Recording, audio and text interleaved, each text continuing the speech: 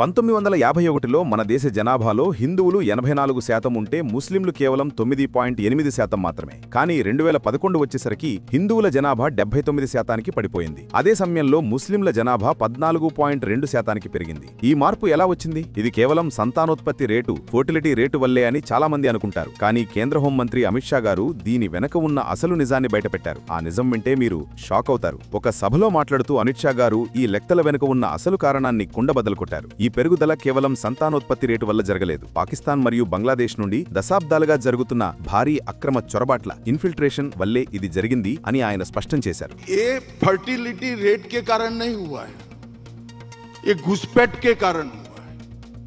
जब भारत का विभाजन हुआ, धर्म के आधार पर हुआ, हमारी दोनों ओर पाकिस्तान बनाया गया, जो बाद में बांग्लादेश में कन्वर्ट हुआ और पाकिस्तान में कन्वर्ट हुआ.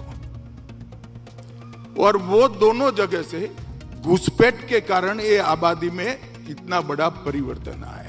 ఇక్కడే ఆయన రెండు ముఖ్యమైన విషయాల మధ్య తేడాను వివరించారు. శరణార్థులు వేరు, చొరబాటుదారులు వేరు. తమ మతాన్ని, సంస్కృతిని, ప్రాణాల్ని కాపాడుకోవడానికి పాకిస్తాన్, బంగ్లాదేశ్ నుండి భారతదేశానికి వచ్చే హిందువులు, సిక్కులు, బౌద్ధులు, క్రైస్తవులు శరణార్థులు. వాళ్లు మనవాళ్లు. ఈ దేశపు మట్టిపై నాకు ఎంత హక్కు ఉందో వాళ్లకి కూడా అంతే హక్కు ఉంది. వాళ్లకు పౌరసత్వాన్ని ఇచ్చి గౌరవించడానికే మేము సిఏఏ చట్టాన్ని తీసుకొచ్చాం. గుర్తుంచుకోండి, సిఏఏ ఎవరి పౌరసత్వాన్ని తీసివేయదు, కేవలం పౌరసత్వాన్ని ఇస్తుంది. కానీ ఆర్థిక కారణాలతోనో మన దేశంలో అశాంతి సృష్టించడానికో సరిహద్దు దాటి అక్రమంగా దేశంలోకి చొరబడేవాళ్లు చొరబాటుదారులు. వాళ్లని మేము ఉపేక్షించం. ఈ దేశమేమైనా ధర్మశాల అనుకుంటున్నారా? ఎవరు పడితే వాళ్లు రావడానికి? అలా రానిస్తే ఈ దేశ భద్రత, సంస్కృతి ప్రమాదంలో పడతాయి అని ఆయన తీవ్రంగా హెచ్చరించారు. చూశారు గదా, శరణార్థులకు, చొరబాటుదారులకు మధ్య ఉన్న తేడా ఏంటో అమిత్ షా గారు ఎంత స్పష్టంగా చెప్పారో. అక్రమ చొరబాట్లు మన దేశ జనాభా నిష్పత్తిని, సంస్కృతిని మరియు భద్రతను ఎలా ప్రమాదంలో పడవేస్తున్నాయో ఆయన మాటలు తెలియజేస్తున్నాయి. ఈ తీవ్రమైన సమస్యపై మీ అభిప్రాయమేంటి? చొరబాట్లను అరికట్టడానికి ప్రభుత్వం